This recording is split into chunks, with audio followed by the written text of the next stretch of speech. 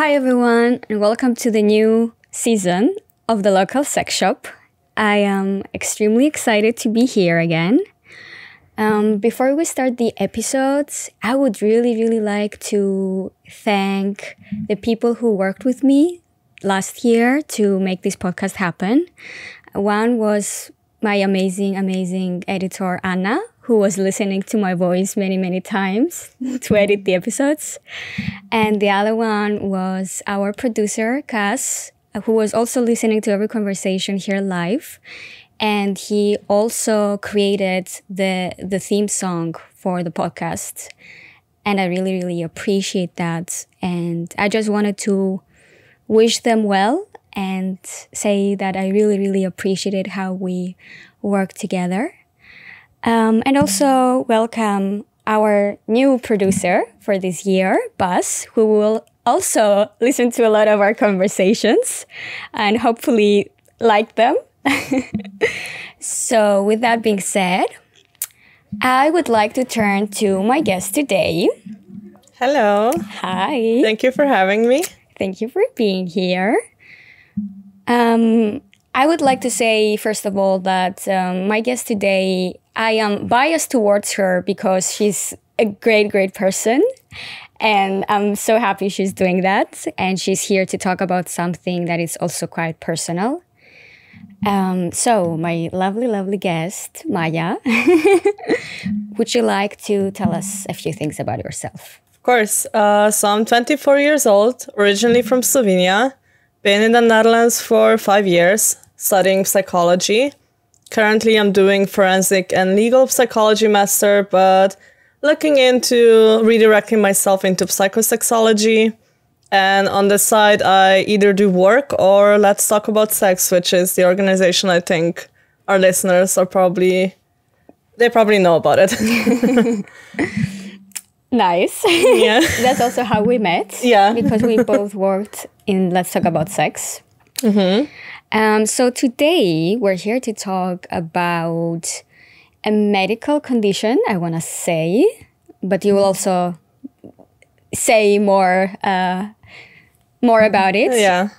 We are here to talk about vaginismus.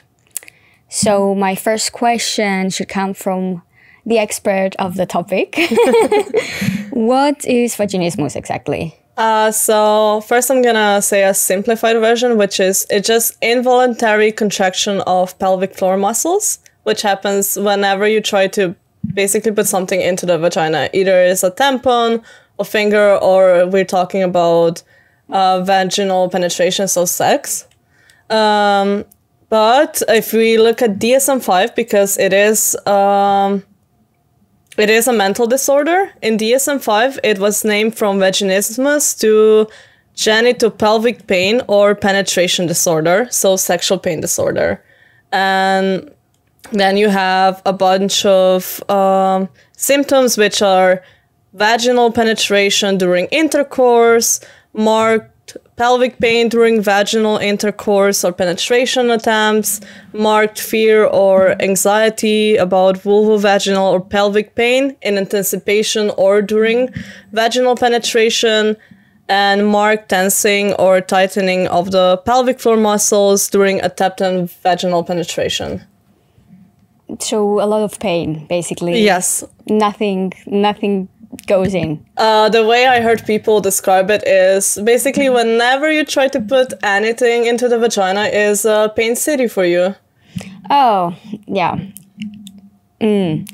Also, by the way, I think it's worth mentioning, because you said the definition according to DSM, what the DSM is for people who might not have heard of it. Yeah, it's a diagnostic manual for psychologists, and it basically just gathers all the symptoms.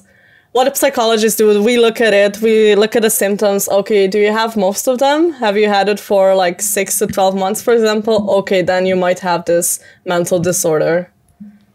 Okay, but also you talk about physical pain, so that also makes me wonder, how do you feel about the physical pain like that's located in the vaginal area being in the DSM And also, how do you think about the DSM definition? Okay, so for the first question, I would say I look at it in the way I would look at any other mental disorder. Like even, for example, if you look at depression, also your physical body will be affected by the way your mind works, right? So I just transfer this to the vaginismus. It makes sense that what you're thinking in your head, if you have severe fear or anxiety, of course it's going to affect your physical body. But with vaginismus, it is a little bit different, but I think we're going to talk about this a bit later on. I mean, I'm going to explain a bit more about it later. As for the DSM-5 definition itself, I don't fancy it that much because it only talks about vaginal intercourse or penetration, but it doesn't mention that pain can also come from just tampons or even when you're masturbating. Like the pain is usually always present, but the DSM-5 is just focused on the vaginal intercourse. And it also just talks about intercourse in sense of how we think about sex, so very heterosexual, penetrative sex. But we can also talk about fingering, and you're gonna experience vaginal pain with that.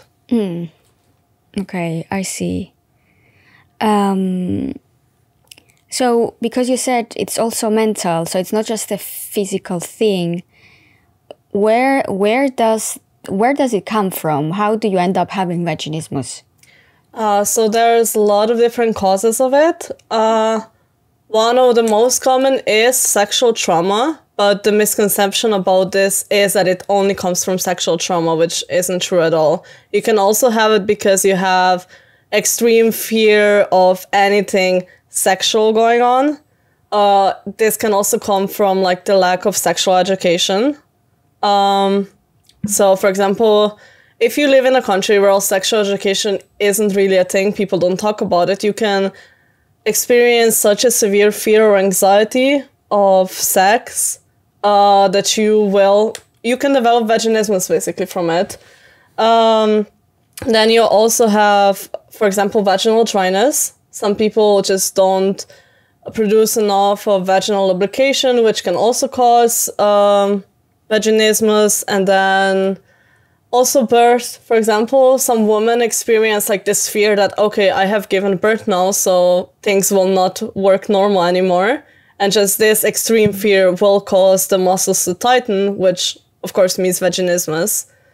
And then there are also a lot of other health conditions that can cause it, such as endometriosis, pelvic pain, inflammatory disease, interstitial cystitis, I'm not sure if I'm pronouncing that right, pelvic pain dysfunction, and uterine fibroids. And all of these health conditions can either cause vaginismus or they're already basically working together.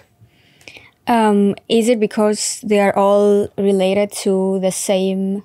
So they're all related to the same area, which is the pelvic floor. Pelvic floor is a bunch of muscles located between the pubic bone and the anus. And all of these health conditions kind of have the same thing, where you're usually gonna also experience pain during intercourse, which will basically condition you to thinking, okay, I know already the sex will be painful. So they develop this already anticipation of pain, and then you have the fear and anxiety of pain, which in the end, it means you can develop vaginismus. I see. So, okay, I'm wondering, because there's this combination of physical and mental symptoms, then where do you go to ask for help for that? Or where do you go to get, like, I guess you have the symptoms and you want someone to tell you, like, I feel like sometimes if someone has a name for what you're going through, you feel like at least it's not just in your head, like it's not just you thinking those things. So where do you go to ask for help in the case that it's both like very felt physically, but also it's coming from a mental fear? Mm-hmm. I think the first step always is to go to the GP. And maybe what I can advise to people if they're going through this, that you can ask yourself certain questions before you go to the GP. So, for example, do you experience pain also with small things like just inserting a tampon? When was the last time you had a pleasurable intercourse? Did you experience pain? What was the severity of this pain? Then, for example, prior to penetration, am I aroused? Is there enough vaginal lubrication? Is there maybe something else going on? And also, it's maybe good to ask yourself, am I experience this pain with certain people or is it with everybody? And then if you see that to most of these questions, you answer, okay, I always experience a lot of pain and sex and masturbation has never been pleasurable for me, then maybe it's good to go to your GP, describe these symptoms, what's going on. Also describe is, if you're comfortable with that, of course, have you had sexual trauma? Is there maybe something else going on? Do you think have just a lack of sexual education? The fear is coming from that. Like, just try to describe in deep as possible as you can, because then the GP will know, okay, do I refer them to a psychologist first? Or do I refer them to a gynecologist? I'm going to be honest, I'm not sure how the procedure is here in the Netherlands because I got my diagnosis in Slovenia, but I would say it's probably something the same. And most of the time they will refer you to a psychologist, which will first overwork through your mental difficulties, just like what's going on in your mind, what can be causing this. And then after you address this part, they will usually refer you to a gynecologist or a pelvic floor therapist. Okay. I'm hearing... Okay, I will ask you later about the pelvic floor therapist because I think that's interesting, what exactly that is. But I also wanted to ask you if you have is there an approximate number? How many people have vaginismus? So I was researching this, and the number I found was that 5 to 70% of women may experience vaginismus. But when I hear this number, what I'm afraid of is that a lot of people don't either know what vaginismus is or have never even heard about it. And also, what I notice in like the general media and just general culture is that we normalized pain during sex. So I think a lot of people will be experiencing pain during sex or even masturbation and be like, okay, I think that's normal, nothing is going on. So even looking at the percentage, I wouldn't believe it firsthand. That it must be higher. Or Yeah, it could be higher. I think it's way higher. I think I can see how that could be true because I feel like I constantly also see people like online. The thing that I watch on Instagram, on YouTube, on podcasts is just about sexuality all the time. And even I remember that I haven't been aware of it for very long. And hearing it for the first time, I could tell that it's something about vaginas, but like because of the word. But I wasn't exactly sure. So yeah, I don't think a lot of people know that word. Yeah, honestly, even for me, I found out about it 2 years ago. And also it was because my friend was like describing me her symptoms and I was like, oh wait, this all sounds too familiar. And then I started researching it, and before that I never heard of it. And also, just to put it a little bit in the context, I had sexual health class only in my primary school when I was like 12 years old maybe. So, of course, first of all, they won't even talk about it. And second of all, if your knowledge isn't refreshed, let's say, of course, the knowledge will be lacking. We can talk about sex education in another whole episode.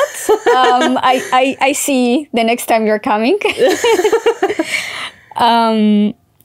But when it comes to vaginismus, is there a certain prognosis of it? Like, okay, now you have vaginismus. If you do stuff, then you will go over it. Or are you expected to go over it? Like, because I also can't imagine being comfortable with the idea that you will always have that kind of discomfort? So one thing about it is there's no like conclusive prognosis. It will be different for everybody. And from what I've been just reading about it and learning about it, it does depend on the level of pain you're experiencing. So if you have mild pain and then you go through it with your psychologist and then you either do any type of treatment they advise you to, it will go away, let's say maybe a year or maybe 1 to 2 years. Like, it will really depend on how much work you're doing. For more extreme cases, so to describe the pain, for some people the pain is just like very mild. You're just you're quite uncomfortable, but it's not as severe. For some people, it will feel like you're hitting a brick wall when you're trying to even use a tampon. Like, you will basically be in the screaming pain. It will feel like, for some people, it can feel like you're putting a knife in your vagina. So it really does depend on the level. And then for those people, the treatment process and just the healing process will be, of course, way longer. Because also with every step, you need to check in with yourself. Am I comfortable? Do I want to continue on? Of course, even if you're doing any type of treatment, you can't do it all the time. Like, you will want to take breaks. Your body will want breaks. So it really does depend. Okay. I think the description, it feels like a knife goes in. It's a very... Those are very severe cases, but it does happen. So, yeah. Ouch. But you spoke of treatment, doing treatment, going through the treatment yourself. So I think naturally, I'm curious, what exactly are the treatment methods to go over it, if you can go over it, or as much as you can go? Yeah. So one of the most common one is cognitive behavioral treatment, which means you go with a psychologist. You go through, okay, what is going on in your mind when vaginal penetration or masturbation or insertion of tampon is going on? What exactly is causing this fear and anxiety? And they just go over through basically your ideas, like thoughts, what's flowing through your mind. And usually after you address that part, which can also, like, it depends on the trauma you have, or is it just negative ideas about sex, or do you have heavy sexual trauma that needs to be talked about? So already this part can take differently for everybody. And usually after psychologist feels like you're ready to move on the physical part, they can advise different treatments. One of the most common one is dilators. Then you have the pelvic floor therapist, or just a simpler relaxation technique, so mindfulness, yoga, some yoga exercises. Some psychologists will even suggest sensate focus, which is exercises that help you with relaxation and increasing your sex drive and just getting to know your body better. And then you have also 2 options that are a bit more for severe cases, which is topical therapy, which means topical lidocaine or compounded creams may help with the pain associated with this condition. Basically, it's for relaxing the muscles. And then you have also the application of Botox, which does the same thing. Essentially, it enables muscles contractions and just helps with your muscles becoming more relaxed. But this type of treatment usually just takes effect for 2 to 6 months. So that is all things that you do privately, though? Yeah. But you get instructions or... Yeah, of course. If you go through topical therapy or Botox surgery, you're working together with other people, of course. Well, I now spoke about a lot of different treatments you can have, but to be honest, for myself, I did most of the treatment by myself because I worked through the mental aspect of it with my psychologist, and then because I basically live in 2 countries, it was quite impossible for me to, not impossible, but just, I didn't want to go through another diagnosis here in the Netherlands to get referrals to treatments. So I started basically working on vaginismus by myself, which was, the first thing I did was just to get more comfortable with my own anatomy. So basically just take a little hand mirror, look at yourself, get comfortable with what's going on down there. If you, for example, I knew I have basically 0 to none sexual education. So I also started with this, just get more comfortable with the idea of sex, what's going on with the female anatomy, and then start from there. And then I started with just basic mindfulness, so meditation, just sitting down in a comfortable position, following my breath, and working on relaxing my pelvic floor muscles. So because what people with vaginismus also do is we unintentionally will always have pelvic muscles very, very tightened. So it's important to also work on that aspect as well, to just feel your body, how it's reacting to just sitting down, standing up, what's going on. Are you always tightening your pelvic floor muscles? And just when you're doing that meditation, relaxing yourself and your body. And just basic deep belly breathing. So you can, if you're sitting down, you can put your hands on your ribs and just take very deep breaths and just see what's going on in your mind. Are you relaxed? Like just basic meditation. And you can also do a few yoga exercises, which are baby pose, child pose, deep squat, or cat pose. I think it's easier for our listeners if you just Google those, see how you can do them. And then after I really got comfortable with my own body, I slowly started with the use of dilators. So dilators are like tampon-shaped trainers, basically. I have them here for the ones that are looking at the video. They look like this. It's usually 5 of them. And you have like a little handle at the end of it. And so, they differ in the length and the width of them. And you slowly just progress through them as you're comfortable. What I did, it's also the advice I got from my psychologist, was to basically start with clitoral stimulation, get yourself in the mood, get comfortable with yourself. It is important, in case you don't have enough vaginal lubrication, to use a lot of lube, because you do not want to be in pain. Even when you start with the first dilator, which is like, it's basically like a little pin key, there has to be no pain. Otherwise, it means you're not ready for it yet. And then, slowly, when you're ready, you insert the dilators in and you leave them in for like 10 to 30 minutes, however long you're comfortable with. So your muscles and body basically gets comfortable and gets ready for vaginal penetration that might follow later on.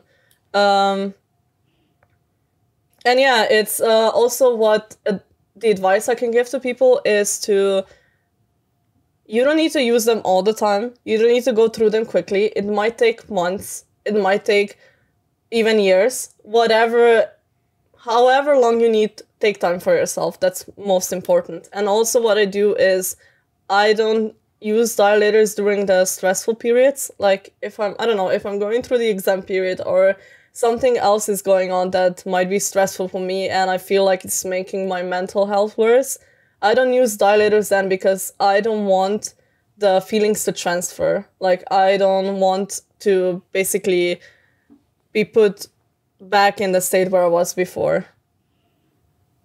Yeah, I guess that's very important when it's a mind and body thing, not to transfer the anxiety on, I'm having such a bad day today and now I also have to do this. Yeah, that's not the way to go, because then you're not already gonna be relaxed before you even start.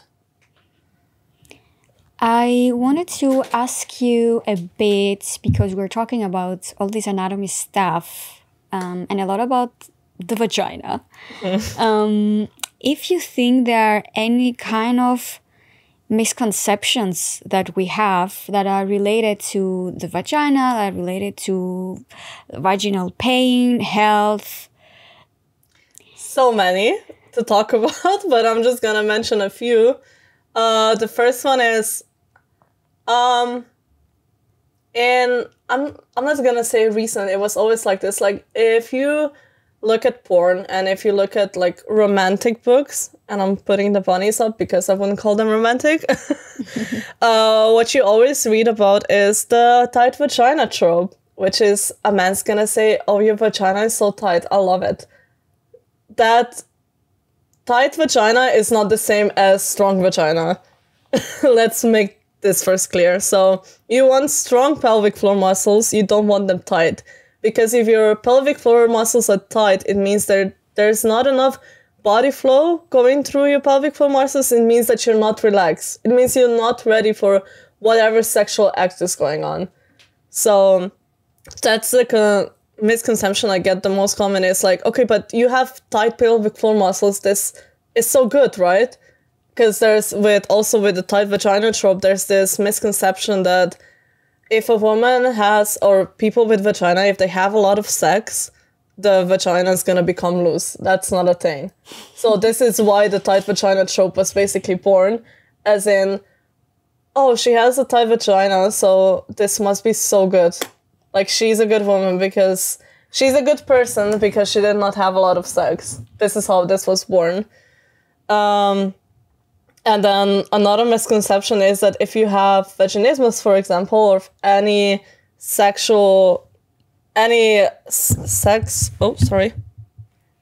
pain-related disorder, you cannot have sex anymore, which comes from the idea that sex is only penetrative. Like, there's so many other things you can do and still enjoy your sexuality, even if you cannot have vaginal penetration. Big discussion. Yeah.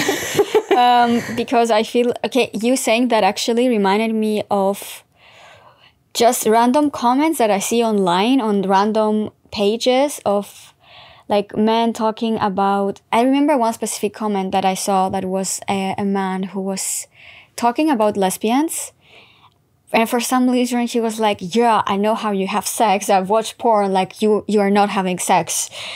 You are trying to... he was basically saying you're trying to rub your genitals together. I'm saying it politely. That's not how he said it. And like, there was no penetration, so you're not having sex. And I was thinking, but, you know, if that's pleasurable to people and it involves their genitals and they find it sexual, why wouldn't it be sex? Because there's no penetration or no penis or... Yeah, I think that's still, again, a new debate where also in comes the idea of virginity. Because, okay, so if penetrative sex is considered as breaking of virginity, what do lesbians do then? So they don't break their virginity? Like, it's so stupid. And yeah, again, if we start talking about this, I think we're gonna open a new volcano of ideas. Indeed, and we would have to go very back in time, I think, because those are ideas that we didn't hear yesterday, and like we are in our 20s now, but these are things that we could see, like we could hear from people who are our parents' age, our grandparents' age, and the very strong link with someone's like vagina, and they are... like, as you said, like if they're a good person or if they've had many partners, the point of morality of if you have many partners and you are a woman, basically, then you're not a good person or your vagina is loose, which is not how vaginas work in general. I can say I have a little advice for our listeners out there. If you're curious about this, maybe take a look at the book called A Curious History of Sex. I think you probably know it. And I've been learning a lot out of it because it talks about just where these misconceptions and ideas come from. So if you're curious about the history or why they're even here, just go take a look at that book. It's gonna learn you so much. I have that book. I have not opened it because I'm just a collector and not a reader. But now you are motivating me. Okay, great. But also, since we were talking about like people's relationships and dating and people's ideas about sex, I wanted to ask you, how do you disclose to a person that you're dating or to a partner that you do have this condition? That's a very difficult question, at least for me, because I found it, like when I found out that I have it and I realized, okay, it's already coming from sexual trauma, so I have to deal with this. And now on top of it, I have vaginismus as well. I isolated myself from dating because I didn't know how to disclose it. I didn't know even how to deal with it. And it was causing me a lot of internal battles because I think it's fair to let your sexual partner know what you're going through. Like if you know you might become intimate with someone. But it's also, first of all, yeah, as I said 100 times before already, people don't know what it is. And then you have to describe it and you have to go through the whole thing.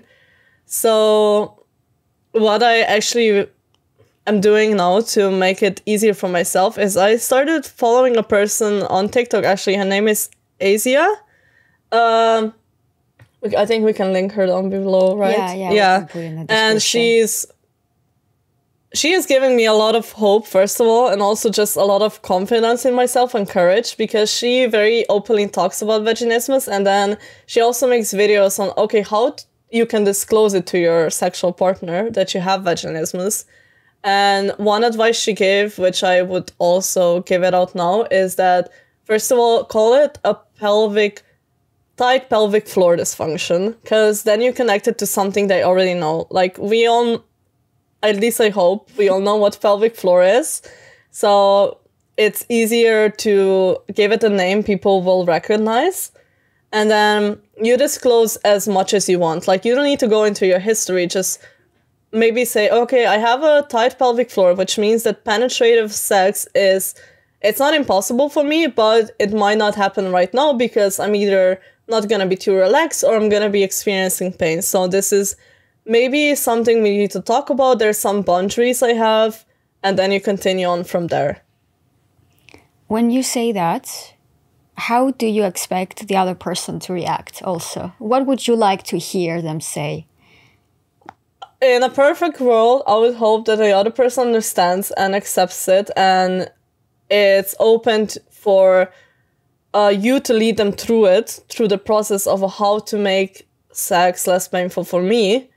One thing that I would like to follow in my personal dating life is, okay, if a person reacts negatively to it or with a lot of misconceptions and wrong ideas, that's a red flag for me. And it would mean, okay, this is definitely not the person for me to be intimate with, because it can cause you like a huge downfall back into the mental state maybe where you already were. And it can also just cause that you step back in your healing journey. So I would say be nice to yourself and don't do that to yourself, and just really watch out how the person will react. I understand that. Like, I think whenever you have something that's very personal and very much a part of your identity, you always hope that you will find someone who can accept it. And I think it's also, we make it in our heads. When you experience it, it becomes so important and also a bit terrifying to know that I'm going to stand in front of a person that I don't know. They don't know me. They have, they don't have to go on a second date, for example, or something like that.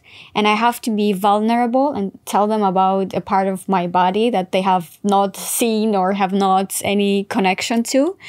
And you just have to hope that they are going to just ask nicely questions about it, and they're not going to, because I feel like we build up the expectation also of their reaction of the other person. Like, what if they are shocked, or what if they're weirded out, or what if they, like, you can see it on their face that they just lost interest, for example. Yeah. I think that is... I'm coming from a place of anxious thinking. Yeah, and I think it makes sense, and I think every other person is probably thinking like this. Also, I'd say don't disclose it on the first date. I don't think that's a good idea for either you or them. Maybe wait to the point where you know you're gonna become intimate, but I deeply understand how hard it is for people to even think about this. So how I'm gonna say this, how I'm gonna come out about this. That's why I would say if you're on social media, follow people who talk about this, about vaginismus.